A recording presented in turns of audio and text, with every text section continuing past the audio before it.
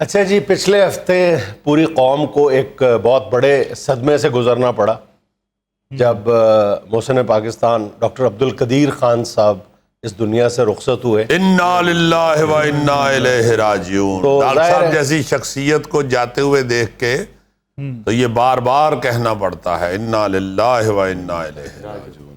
تو گزشتہ ہفتے ہم نے یہی بہتر جانا اور ہمارے ویورز نے بھی ہمیں یہ مشورہ دیا تھا کہ جو آپ نے ایک پروگرام کیا تھا کئی سال پہلے ان کی خدمت میں حاضر ہو کر وہاں پہ ان کے گھر، اسی کو دوبارہ چلایا جائے۔ تو عوام نے بہت پسند بھی کیا، ہمارے ویورز نے بہت اس کو اپریشیٹ کیا۔ انہوں نے وہ پروگرام کیا بھی بڑے ہی دل سے تھا، مجھے یاد ہے بڑی اچھی طرح کہ وہ اجازت نہیں تھی مل رہی تو ہم نے ان سے رابطہ کر کے کہا جی کہ ہم پلان کر بیٹھے ہوئے ہیں، تو انہوں نے کہا کہ یار آپ سے زیادہ میں چاہتا ہوں کہ میں حسب حال کے ساتھ پروگرام کروں، آپ فکر نہ کرو، میں خود اجازت لوں گا۔ اور انہوں نے خود اجازت لے کے ہمیں، اور آپ کو یاد ہوگا کہ ہم نے جب ان سے یہ کہا کہ ہم بہت ذاتی نوعیت کی بات ہے، انہوں نے جتنے مرضی آپ ذاتی نوعیت کی پوچھیں، کھل کے پوچھیں۔ اور انہوں نے ہم سے واقعتاً جس طرح اپنی ذاتی زندگی شیئر کی، بہت کم انٹرویوز میں انہوں نے اس طرح مطلب گفتگو کی ہوگی جس طرح ہمارے ساتھ کی تھی۔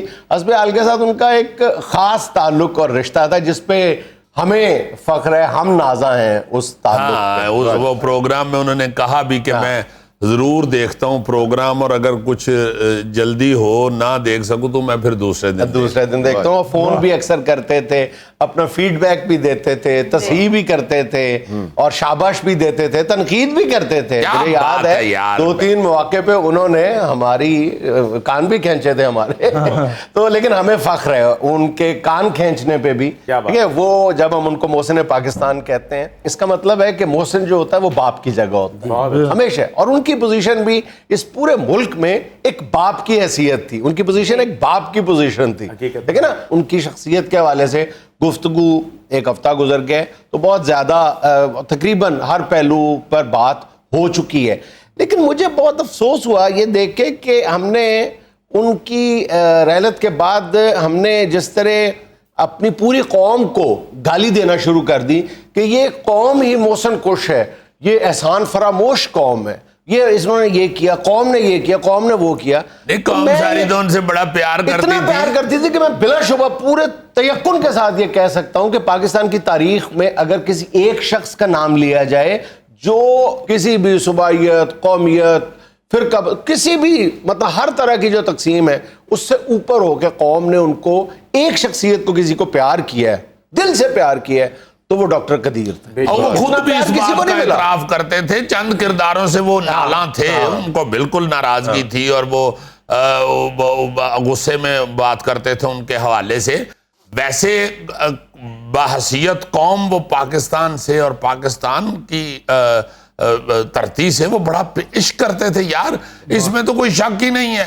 ان کا بھوپال چھوڑ کے پاکستان آنا، پھر یہاں پاکستان سے پڑھنے کے لیے باہر چلے جانا، پھر ہالینڈ میں نوکری کرتے ہوئے وہ چھوڑ کے پاکستان کے لیے اور پاکستان کے ایٹم بم کے لیے، اسے ایٹامک پاور بنانے کے لیے پاکستان میں آ جانا۔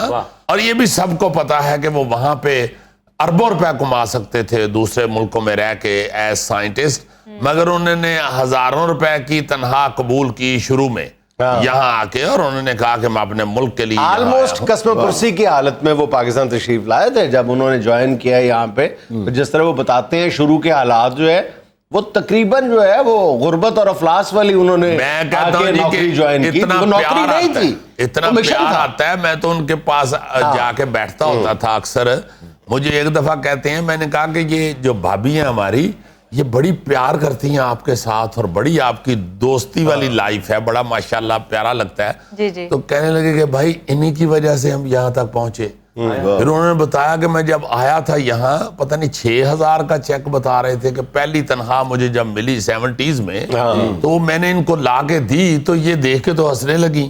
تو ہم نے ان سے کہا کہ بھائی اسی میں گزارا کرنا ہے، اور انہوں نے کہا ٹھیک ہے ہم اسی میں گزارا کریں گے۔ تو یہ ان کی مہربانی ہے۔ تو ہر طرح سے ان کو نا جی یہاں پہ بڑا پیار ملا گھر کی طرف سے بھی۔ ان کی بیگم صاحبہ انتہائی عظیم خاتون ہیں، ان کا بھی ہم بڑے احسان مند ہیں۔ بہت زیادہ مشکور ہے پاکستان کی قوم کہ انہوں نے ڈاکٹر عبد القدیر خان صاحب کا ساتھ دیا یہاں. ایسی شخصیت کو اگر گھر میں ذہنی سکون میسر نہ آئے تو انہوں نے آگے جو کارنامہ سر انجام دیا ہے، کیا وہ اس ذہنی سکون اور اطمینان کے بغیر ممکن تھا؟ ظاہر ہے اس میں ان کی مسز کا بہت بڑا کردار تھا، اور یہ قوم جو ہے وہ ان کی بھی احسان مند ہے. اچھا، جن شخصیات سے ان کا اختلاف رہا ہے وہ بھی ایک زاویہ نظر ہے.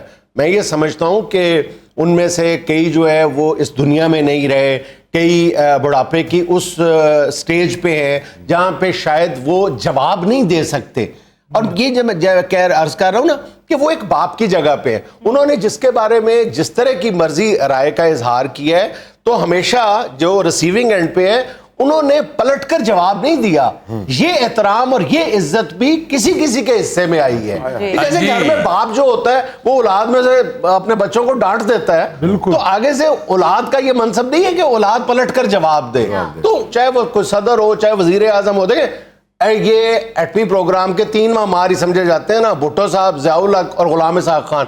جب ان تینوں کے بارے میں گفتگو کرتے تھے، غلام اسحاق کا ہمارے پروگرام میں بھی انہوں نے کہا کہ مجھے ان سے کوئی گلہ نہیں، وہ بہت زبردست شخصیت کے حامل تھے اور انہوں نے جس طرح سپورٹ کیا. تو پہلو کہ کسی نے بھی اگر کیا ہے کوئی ایسا عمل جس سے ان کا دل دکھا تھا تو اس شخصیت نے کبھی بھی ایک جملے میں بھی ان کی دل آزاری نہیں کی، ان کی کسی بات کا جواب نہیں دیا. یہ اعزاز کتنے لوگوں کے حصے میں آیا ہے؟ یار میں یہ کہتا ہوں کہ بس چھوڑ دو تم، وہ بڑا پیارے ہے انسان، بڑے پیارے تھے باخدا. یہ بھی یہ گفتگو ہوئی ہے نا جی کہ ان کے جنازے پہ فلانی گیا فلانی گیا فلانی گیا، اور یار وہ ان ساری چیزوں سے مبرہ آدمی تھے، ان کو پرواہ ہی نہیں تھی کسی کی. وہ کبھی بھی اپنی شخصیت میں، اپنے طبیعت کے اندر ایسی چیز میں نے ان کے دیکھی نہیں ہے کہ ان کو کسی پروٹوکول کا یا کسی بڑے آدمی کے ملنے کا شوق ہو. وہ تو ہم جیسے مسکینوں سے مل کے بھی خوش ہو رہے ہوتے تھے، اور اس طرح پیار کرتے تھے اپنے ملازم کے ساتھ. اتنا پیار کرتے تھے، اتنا پیار کرتے تھے، ان کو بڑے ادب سے، بڑے پیار سے بلاتے ہیں ملازمین کو، بہت پیار سے بلاتے رہے. ان کے اندر یہ تھا ہی نہیں کہ ان کو کوئی پروٹوکول دیا جائے، بلکہ پروٹوکول سے باخدا بڑے تنگ ہوتے تھے. میں نے ایک دفعہ ان سے کہا کہ خان صاحب آپ تو خوش ہوا کریں، آپ کو آپ کی حفاظت کے لیے، آپ کی سیکورٹی کے لیے، آپ کے عزت کے لیے یہ پروٹوکول، یہ سیکورٹی آپ کو دی جاتی ہے. تو کہتے ہیں نہیں مجھے نہیں پسند، میں اکیلا باہر اپنی بیگم کے ساتھ جانا چاہتا ہوں، میں اکیلا اپنا شاپنگ کرنا چاہتا ہوں، اکیلا سیر کرنا چاہتا ہوں. بھائی پوری دنیا کا کوئی ایسا شخص نہیں ہوگا جو ڈاکٹر قدیر خان کو عزت اور احترام کی نگاہ سے نہیں دیکھتا تھا. تو ان کو کیا ضرورت یا کیا ڈیمانڈ ان کی ہوگی کو پروٹوکول کی، یا ان کے جنازے میں وہ کیوں نہیں آیا، وہ کیوں نہیں آیا. انہوں نے ساری زندگی شیخ زید بن سلطان کا نام وہ ایسے لیتے تھے جیسے چھوٹے بھائی کا لے. زید بھائی کو ہم نے ایک دفعہ کہا، زید بھائی کو میں نے کہا زید بھائی یہ تو کون سے آپ کے کو بھائی ہیں؟ کہتے نہیں شیخ زید کی بات کر رہا ہوں نا بھائی. زید بھائی، آغا بھائی، پرنس کریم آغا خان کا نام آغا بھائی. وہ مطلب سارے ان کے پیار کرنے والے لوگ تھے، سب نے ان کے ساتھ عشق کیا. پوری قوم ان پہ وارث صدقے تھی. اس کے بعد ان کو کسی پروٹوکول کی ضرورت تھی؟ واقعتاً بالکل یہ کوئی جذباتیت کا مظاہرہ نہیں کر رہا اگر میں یہ کہوں کہ ان کو بالکل اپنے باپ کی جگہ دیکھتی تھی یہ قوم جو ہے. مطلب اس قوم نے کتنے لوگوں کو اس طرح انڈسپیوٹڈلی پیار کیا ہے. اس قوم نے جو پہلے ہی مطلب ٹکڑوں میں بٹی ہوئی قوم ہے یہ، اس قوم نے کتنے لوگوں کو غیر مشروط ہر تقسیم سے، ہر تخصیص سے بالاتر ہو کے پیار کیا ہے. کوئی آپ کو ذرا دوسرا نام تو گنوائیں مجھے. یار ایک انتہائی مطلب پرسنل سی بات ہے کہ مجھے ایک دفعہ ادھر سیکورٹی والے نے روک لیا. ڈاکٹر صاحب کو میں نے فون پہ بتایا تو وہ جو سیکورٹی والے ہمارے ملٹری آفیسرز کھڑے تھے ان سے ناراض ہوئے، بلکہ زیادہ ناراض ہو گئے.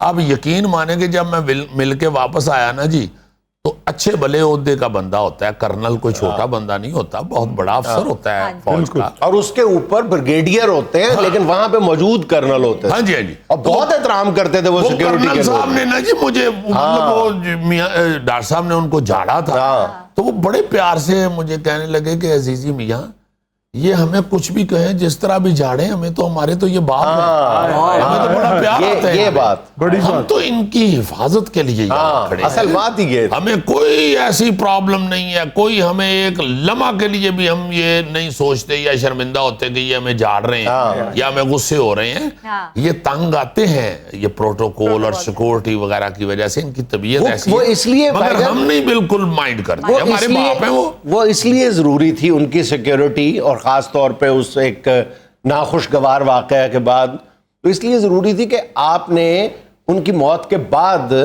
ایک اسرائیلی اخبار میں ایک تجزیہ کہہ لیں یا ایک خبر تھی جس میں اسرائیلی میڈیا اس بات پہ سیخپا نظر آ رہا ہے، اور وہ یہ رہا ہے اسرائیلی میڈیا اپنی حکومت سے یہ گلہ کر رہا ہے کہ ایک ایسا بندہ جس نے اسلامی بم مسلم امہ کو دیا تھا وہ اسرائیل کے ہاتھوں قتل نہیں ہوا اور بستر پہ طبعی موت مار گیا ہے۔ شرم آنی چاہیے اسرائیل کی حکومت کو، یہ اسرائیلی میڈیا نے تنقید کی ہے۔